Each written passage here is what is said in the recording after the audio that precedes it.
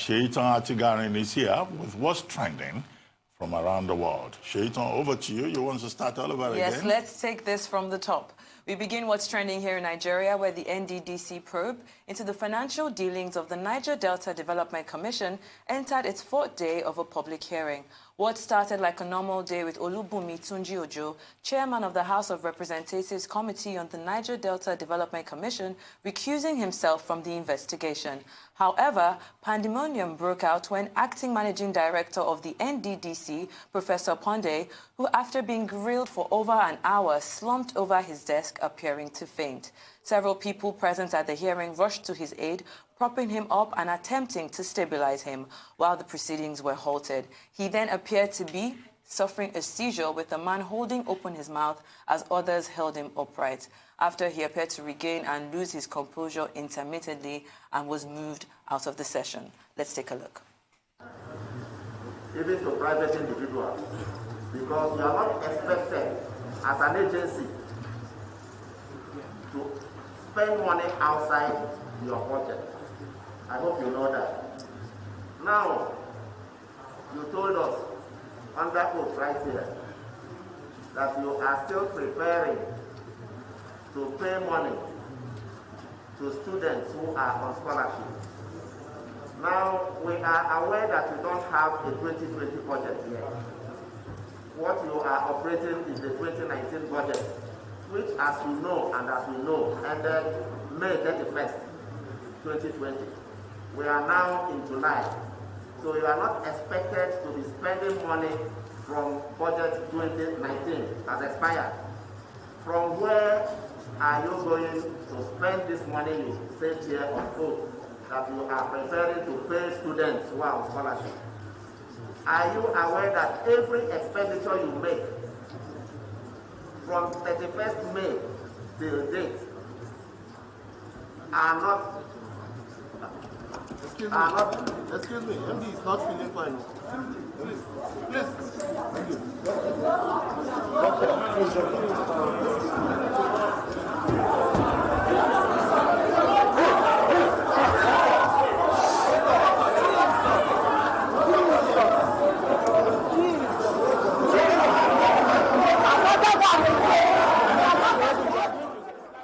Well, social media was buzzing with reactions.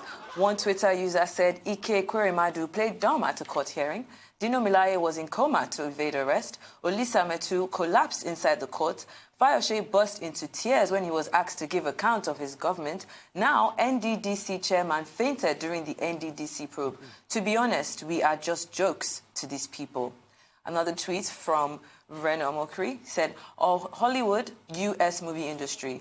Nollywood equals Nigeria movie industry. Bollywood equals Indian movie industry, while Govywood is the Nigerian government corruption industry. And the Oscar goes to Pondei for his outstanding performance at the House Committee on NDDC. The last tweet there reads, I'm an acting MD, and you expect me not to act?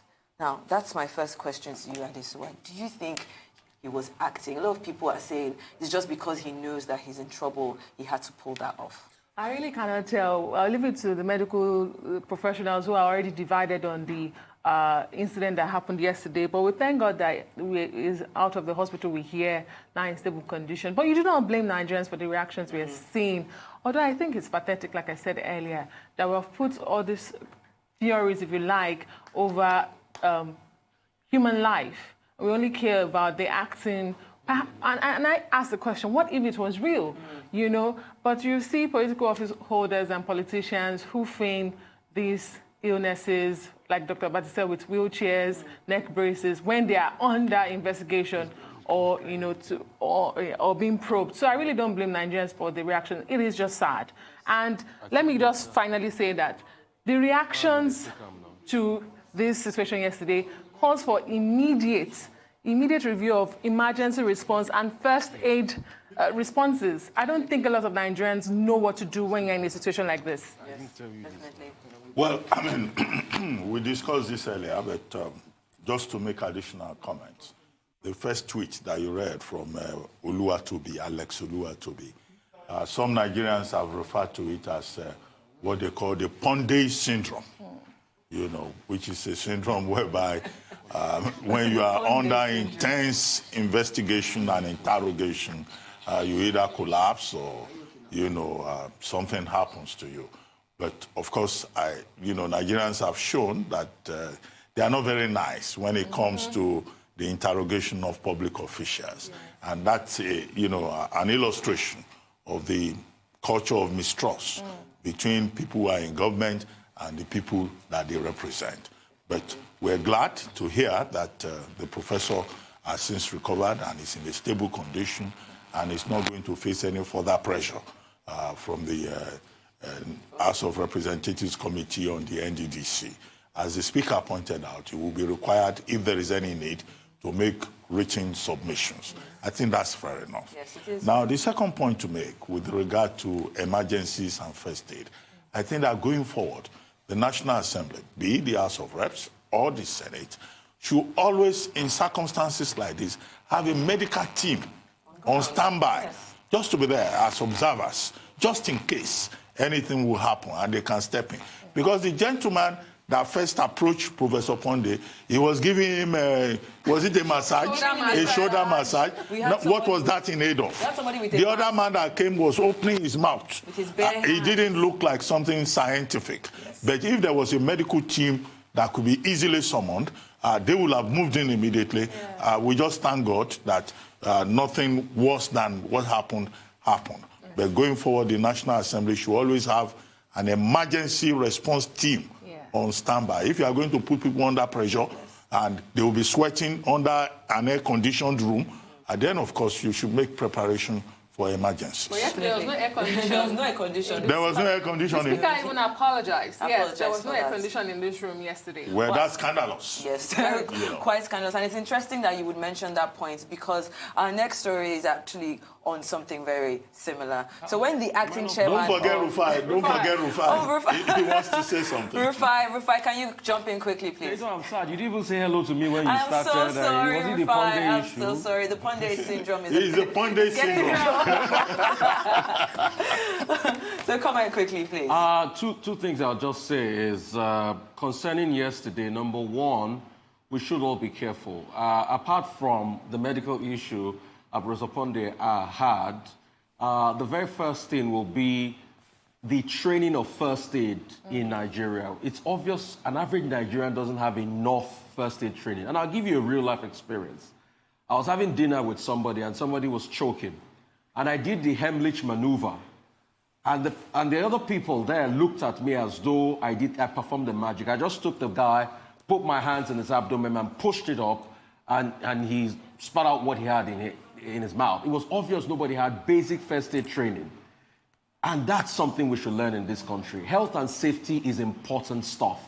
It's serious, like a heart attack. We should learn health and safety. People should get basic training. Secondly, is the case of the congestion in the room was quite very hot. No social distancing. No social distancing. It could even lead to exhaustion. That should not be the case. I think the National Assembly had medical team, but not in the room. Because when the Speaker came back, he said it was the medical team that first attended to him. But please, we shouldn't have rooms that are that congested. Even if that's going to be the case, we should try to ensure cross-ventilation. I didn't see cross-ventilation in that room. They said there were fans on, the place was very hot. And if there was a pandemonium, where were the efficient escape routes? The first thing you should do in health and safety is to marshal out the escape routes and don't allow people block the escape route. There were a lot of people standing at the door yesterday, which is wrong. You don't keep people at an escape route. It could have been a fire that happened yesterday. So let's go back and take learnings from all these things. There's a lot to learn. We need to have a culture of health and safety, first aid, reaction to things happening. It's very really salient points you make. Can I just say that we need to get this man in suit and ask him what exactly was he trying to do here? This maneuver must have a name. He was convulsing and he tried to the man in suit who was trying to rescue him with the hand in his mouth.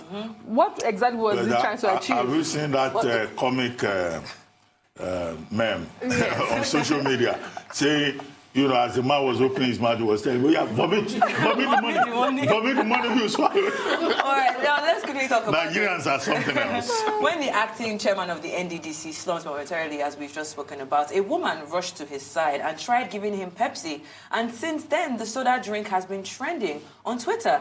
One Twitter user said Pepsi should use that NDDC MD fainting video for an advert. Cash out big time. The man fainted but was resurrected by only Pepsi. What?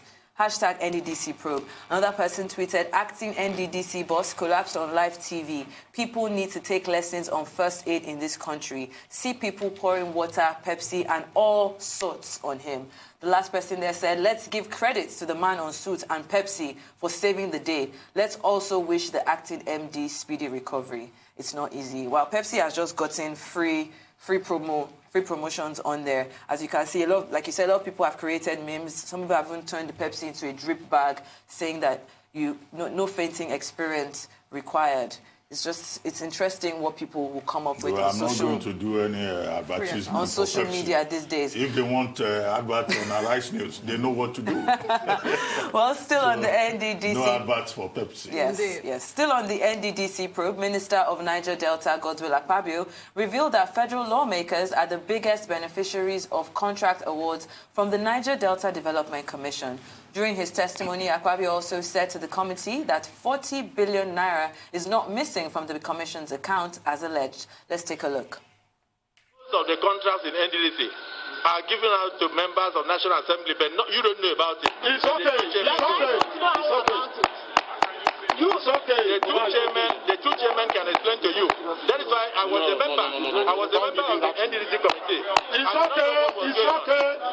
Wait, you were a member of the NDDC and you were a member of the NDDC in the 8th Assembly, and are you telling me that lots of jobs were awarded to you as a member? No, this is a problem. That's why I said you then must. You have the right to accuse people. Then why can't you bring up Can you people please that... listen to me?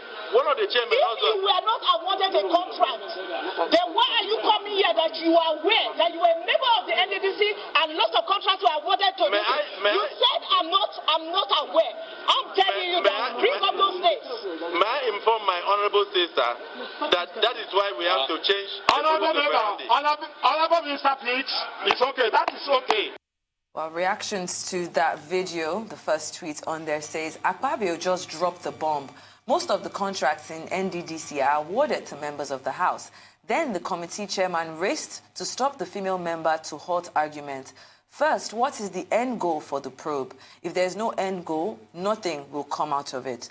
Another Twitter user said, who else noticed how Akpabio deftly dropped the allegation that 60% of NDDC contracts were awarded to National Assembly members? I may have missed it, but it appears the lawmakers missed it too. I hope this nice little revelation doesn't spell the end of the probe. Our final tweet there says, Akpabio knows this game very well. Accuse the accusers, then allow the court of public opinion to take it from there. Well, you know what they say, they hired the drama, they hired the cover-up. And like those tweets read, I think a lot of us are done with this drama. We just want to see what the outcome of this probe will be. And perhaps, the minister was also a federal lawmaker. He served in different, he was the minority leader in the 8th Senate. So he would know the game really well. I mean, he was once a lawmaker. So if he says lawmakers get 60% of contracts from the NDDC, he's in a good place to know. But I think in all of this, we should remain focused on the issues. Mm-hmm. What are the issues? The big issue is about transparency and accountability in the NDDC or perhaps in other government agencies. And that was why I think previously I made a point that when the president reacted to the conflict between Akpabio and Joy Nunia, his statement said basically that the security agencies, the investigating agencies, should unearth whatever has happened at the NDDC. And that's where we should stay. Because many Nigerians are of the view that, look, this drama is, is getting into Act 1, Scene 2, Act 1, Scene whatever. Too many scenes in a drama of many acts. And that those, scenes, those sequences represent at best a distraction, a diversion. Yes. And it is important for the public to focus on the issues. That's one. Two, the second issue, of course, is that Nigerians expect an outcome out of all of this. Yes. What is playing out is the people's right to know. Many Nigerians, I'm sure, are very happy that a lot of revelations are coming out, even if some people are sadistic in terms of their reactions. But it's not enough for the people to know. It's more important for the people to see that all of these revelations will lead to a reform of the NDDC and lead to greater efficiency and effectiveness at the NDDC in the interest of the people for whom that agency was originally set up. Okay. That's the issue. All right. Can we go to Rufai? I mean, while he was talking, he did tell the woman on the panel that you have no idea about it. They are aware. So at this point, is it fair that the people that are probing him are actually beneficiaries of NDDC contracts?